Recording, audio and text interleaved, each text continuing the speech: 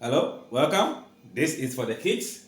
We are to find the exact value of 3 exponent minus 2 minus 1 exponent, 7 exponent minus 1. So what we are going to do is to rewrite this without a negative exponent, taking the law into account. So 3 exponent minus 2 minus 7 exponent minus 1, we can rewrite this as 1 out of 3 exponent 2 minus 1 out of 7 exponent 1. We reciprocate the base in order to eliminate the negative exponent.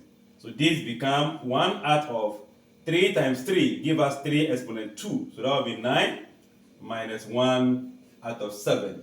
We can also solve this by using the denominators to multiply in 10. So 7 times this will be 7. 7 times 9 will be 63. 9 will multiply 1 to be 9. This will also multiply this to give you 63. So since we have the same base, we subtract the exponent, the numerators. So this becomes 7 minus 9 divided by the same base, since they are the same.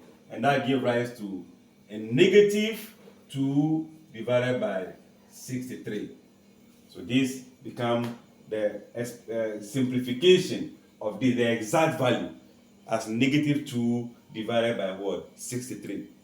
Thanks for watching. Like, share, and comment. Bye-bye.